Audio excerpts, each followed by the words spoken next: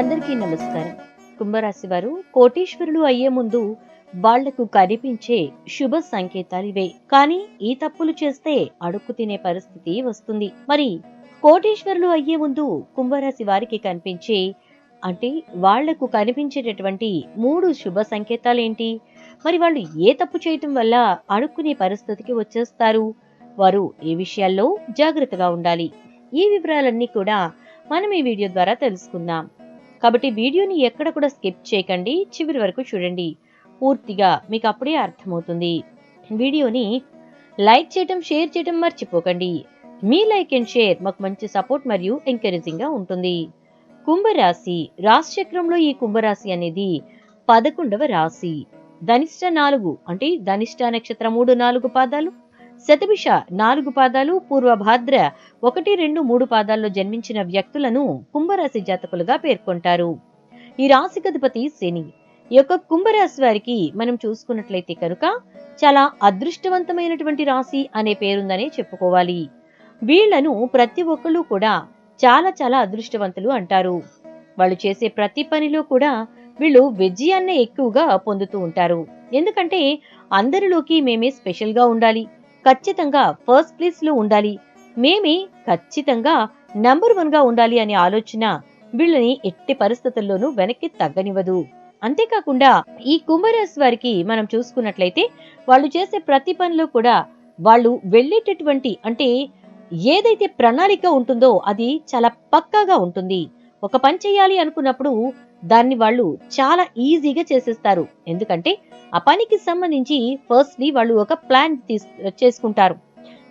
First ఇది చేయాలి, దీని తర్వాత ఇలా చేయాలి, ఈ రెండు చేశాక నెక్స్ట్ మనం ఈ స్టెప్ తీసుకోవాలి, అక్కడి నుంచి ఇలా అంటూ ప్రతి పనిని కూడా ఒక ప్రణాళిక వేసుకుని దాని ప్రకారం ముందుకు వెళ్తారు. అలా చేసేటటువంటి ఈ యొక్క కుంభరాశి వారు విజయాన్ని వారు సొంతం చేసుకోవటం అనేది చాలా ఈజీ అని చెప్పుకోవచ్చు. ఇక ఈ యొక్క కుంభరాశి వారు పనుల విషయంలో ఇంత పర్ఫెక్ట్ గా ప్రణాళికాబద్ధంగా ఉంటారు. ఆర్థిక విషయాల్లో కూడా చాలా చాలా ప్రణాళికాబద్ధంగానే ఉంటారు. ఫినాన్షియల్ ప్లానింగ్ అనేది కుంభరాశి వారికి ఉన్నట్టుగా ఎవరికి ఉండదు అని చెప్పుకోవచ్చు. ఇంకా కన్యా రాశి వాళ్ళు కూడా ఫినాన్షియల్ ప్లానింగ్ లో చాలా బాగుంటారు అండ్ కుంభరాశి వారు అనమాట. సో ఈ కుంభరాశి వారికి ఫినాన్షియల్ ప్లానింగ్ అనేది చాలా చాలా పక్కాగా వచ్చని చెప్పొచ్చు అనమాట. వాళ్ళ దగ్గర 100 రూపాయలు ఇచ్చినా సరే దాన్ని చాలా ప్లాన్డ్ గా చేసి మళ్ళీ అందులోంచి సేవ్ చేస్తారు. అంత బాగా సేవింగ్స్ వైపుగా కుంభరాశి వారు ఉంటూ ఉంటారు. అంతేకాకుండా ఈ కుంభరాశి వారు ఒక రకంగా చెప్పాలి అంటే ఆర్థికంగా వెనుకబడుతున్నాము, ఆర్థికంగా కాస్త వీక్ అయిపోతున్నాము అనుకున్న ప్రతిసారి కొత్తగా ఆలోచించేస్తూ ఉంటారు. కొత్త ఆలోచనలు చేసి కొత్త పంధాలో డబ్బు సంపాదన ఎలా అనే ఆలోచన చేసి ముందుకు వెళ్తూ ఉంటారనమాట. అంటే వీళ్ళు ఎప్పుడూ కూడా ఆర్థికపరమైనటువంటి విషయాలలో అంశాల్లో చాలా ప్రణాళికాబద్ధంగా పక్కాగా ఉంటారు. ఆర్థికంగా ముందుకు వెళ్ళడానికి ఎటువంటి కొత్త కొత్త ప్లానింగ్స్ చేసుకోవాలి, కొత్త కొత్త వ్యాపారాలు చేయాలి, లేదా కొత్తగా ఎలా ఆలోచించాలి, కొత్తగా మార్కెటింగ్ స్కిల్స్ ఎలా డెవలప్ చేసుకుని కొత్తగా మనం ప్రమోట్ చేసుకోవాలి, ఇలాంటివన్నీ కూడా చాలా బాగా ఆలోచించి మొత్తానికి వాళ్ళు అనుకున్న ఫైనాన్షియల్ ట్రాక్ లోకి వచ్చేస్తూ ఉంటారు ఈ యొక్క కుంభరాశి వారు. ఎక్కడ వెనకబడటం అనేది వీళ్ళకి నచ్చదు, అసలు వెనకబడే ఆలోచనలు చేయరనమాట.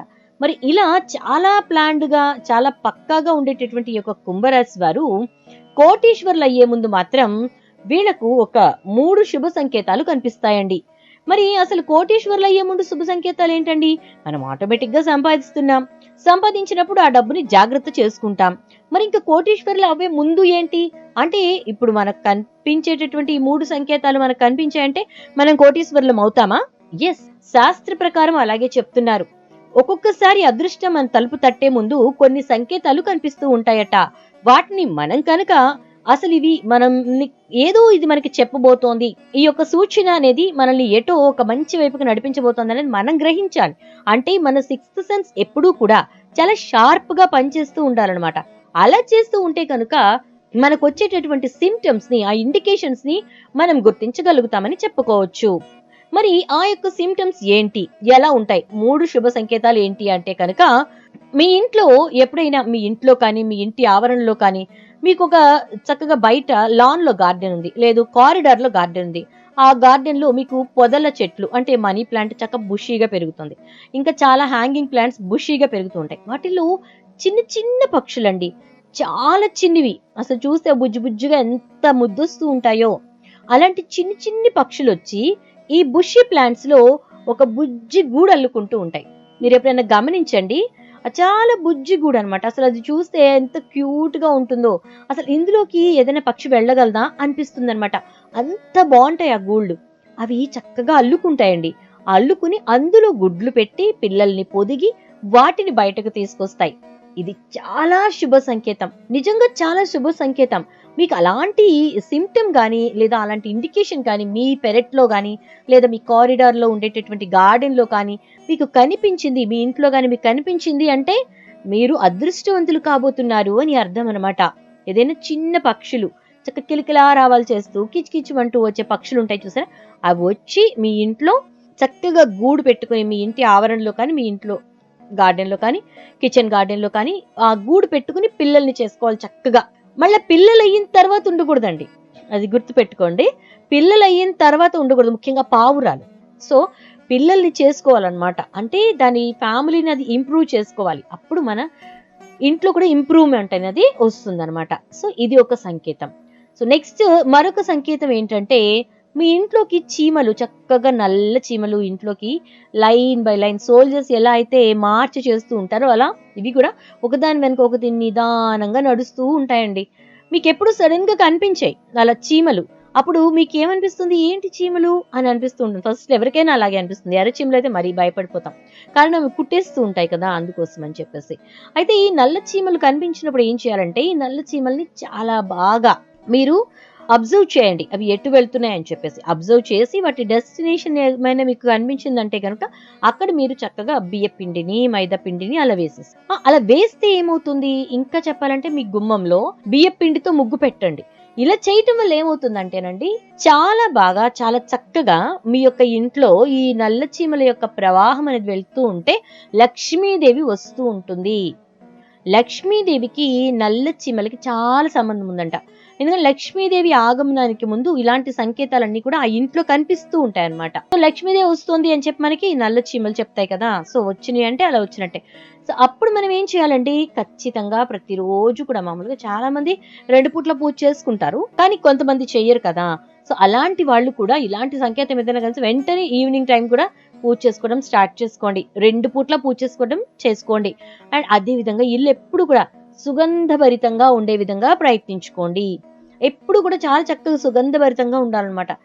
దాన్నేమంటాము మన స్మెల్ అనేది, అరోమా అనేది ఎప్పుడు కర్పూరం వాసన కానీ, లేకపోతే అగరబత్తుల వాసన కానీ, ఇలా మంచి స్మెల్ వస్తూ ఉండాలి. అది లక్ష్మీదేవి నివాసం ఉండాలి అనిపించే విధంగా ఉంటుందన్నమాట. సో, లక్ష్మీదేవి మీ ఇంట్లోకి అడుగుపెట్టినప్పుడు వెంటనే ఆ స్మెల్‌కి చాలా ప్రశాంతంగా, పీస్‌ఫుల్‌గా మీకు కూడానండి. మీరు బయటికెళ్ళి పనులన్నీ చూసుకొని మన కాళ్ళతోటి చాలా నెగెటివ్ ఎనర్జీ అనేది వస్తూ ఉంటుంది కదా! మనం కాళ్ళు చేతులు కడుక్కొని ఇంట్లోకొస్తాం. అయినా కూడా లోపలికి రాగానే మనకు ఆ పాజిటివిటీ, నెగెటివిటీ అంతా పోయి పాజిటివిటీ ఫిల్ అయిపోవాలి అంటే ఫస్ట్ ఇంట్లో చక్కగా ముద్ద కర్పూరం వాసన, లేదంటే మంచి అగరబత్తుల స్మెల్ ఇలాంటివన్నీ వస్తూ ఉంటే ఆటోమేటిక్‌గా ఏం జరుగుతుందంటేనండి నెగెటివిటీ అనేది పోతుంది. పాజిటివిటీ స్ప్రెడ్ అయిపోతుంది. మన మైండ్ కూడా బాగా మీరు కర్పూరం స్మెల్ ఎప్పుడైనా చూడండి. కరెక్ట్‌గా మీరు ముక్కుతో అలా పీల్చగానే నశాలానికి అంటే మన బ్రెయిన్ సెల్స్‌కి అంటుతుందది. వెంటనే యాక్టివేట్ అయిపోతుంది. మీరెప్పుడైనా గమనిస్తే మీకు ఆ పాజిటివిటీ అనేది తెలిసిపోతుందండి. సో, ఇల్లెప్పుడు శుభ్రంగా ఉంచుకోవాలన్నమాట. లక్ష్మీదేవి ఆగమనం మనకి తెలిసింది అన్న వెంటనే ఇల్లు శుభ్రంగా ఉంచేసుకోండి. ఇక మూడవ సంకేతం ఏంటి? మూడవ సంకేతం ఏంటంటే, మీరు ఉదయాన్నే లేచారు. బయటికి బయలుదేరుతున్నారు కదా! బయలుదేరేటప్పుడు మీ ఇంట్లో మీ ఇల్లాలని కానీ, మీ పిల్లల్ని కానీ ఎవరినో ఒకళ్ళు ఎదురు రమ్మంటారు కదా! సో, అలా వెళ్ళే ముందు మాత్రం చిన్న గ్లాస్ వాటర్ అయినా సరే త్రాగి వెళ్ళండి. ఎట్టి పరిస్థితుల్లో ఖాళీ కడుపుతో వెళ్ళకండి. ఎందుకంటే కొంతమందికి బయట టిఫిన్ చేసే అలవాటు ఉంటుంది. మార్నింగ్ ఏం తినరు. సో, ఇంట్లోంచి వెళ్ళేటప్పుడు ఖాళీగా అలా వెళ్ళకండి. చిన్న గ్లాస్ వాటర్ అయినా సరే, అన్ని పంచదార నీళ్ళైనా తాగేసి వెళ్ళండి. సో, వెళ్ళేటప్పుడు మీరిలా ఎదురు తీసుకొని వెళ్తూ ఉంటారు కదా! అలా వెళ్ళిన తర్వాత బయటకి వెళ్ళగానే ఎవరైనా చీపురుతో ఊడుస్తున్నారనుకోండి, అది ముఖ్యంగా పుల్లల చీపురుతో ఊడుస్తున్నారనుకోండి, నిజంగా చాలా శుభ సంకేతం అండి అది. ఆ తర్వాత ఎవరైనా బిందె తీసుకొని ఫుల్ బిందెతోటి వాటర్ తోటి ఎదురొచ్చారనుకోండి, అది చాలా శుభ సంకేతం. సో, మీరు రోడ్డు మీదకి వెళ్ళిపోయారు. వెళ్ళిపోయాక 4 అడుగులు వేశాక ఎవరో ఒక ఆవిడ బుట్ట నిండా చేపలు పట్టుకొని ఎదురొచ్చింది. అది చాలా చాలా శుభ సంకేతం అన్నమాట. చేపల ఎదురు అనేది చాలా మంచిది. కొందరు వస్తే గనక మంచిది కాదు అనుకుంటుంటారు. అసలు అలా మైండ్‌లో ఎప్పుడు పెట్టుకోకండి. అలాంటివి తీసివేయండి. నెగటివిటీ తీసివేయండి. ఎప్పుడు పాజిటివ్. ఎవరు వచ్చినా సరే ఓకే. మీకేమన్నా అనిపించింది జస్ట్ ఒక 2 సెకండ్స్ అలా కూర్చొని లేచి వెళ్ళండి. లేదా పక్కకి పనున్నట్టుగా పక్కకాగి అలా వెళ్ళిపోండి. ఎప్పుడు మనసులో తిట్టుకోకండి. అండ్ అదే విధంగా మీరు వెళ్తున్నప్పుడు ఒక నల్లని ఆవు కానీ, లేకపోతే గోమాత ఎదురొచ్చిందనుకోండి, చక్కగా మీరు నమస్కరించుకుని వెళ్ళండి. అది చాలా శుభ సంకేతం అనమాట. ఇలా కుంభరాశి వారికి కోటీశ్వరులయ్యే ముందు ఇలాంటి శుభ సంకేతాలు కనిపిస్తాయి. కానీ వీళ్ళు ఒక తప్పు మాత్రం చేయకూడదండి. అదేంటి అంటే వీళ్ళు పని చేస్తున్నప్పుడు వీళ్ళ యొక్క సహోద్యోగులని గౌరవించటం, మర్యాద చూడటం మాత్రం మర్చిపోకూడదు. కొంతమంది కుంభరాశి వారికి అన్నీ మంచిగా ఉంటాయి. కానీ వాళ్ళ దగ్గర పని చేసే వాళ్ళన్నా వాళ్ళకంటే తక్కువగా ఉన్నవాళ్ళని కొంచెం చులకన ఎక్కువగా ఉంటుంది. సో, ఈ ఒక్కదాన్ని వదిలిపెట్టేసేయండి. పూజాదికాలు మాత్రం కంపల్సరీ 2 పూట్ల చేసే ప్రయత్నం చేయండి. ఇవన్నీ కూడా మీ యొక్క జీవితాన్ని ముందుకు తీసుకెళ్ళడానికి ఉపయోగపడతాయి. శుభం. వీడియో నచ్చితే తప్పకుండా ఒక లైక్ చేసి వీడియోని షేర్ చేసేయండి. అలాగే ఛానెల్‌ని సబ్స్క్రైబ్ చేసుకొని పక్కనే బెల్ ఐకాన్‌లో ఆల్ ట్యాప్ చేసేయండి.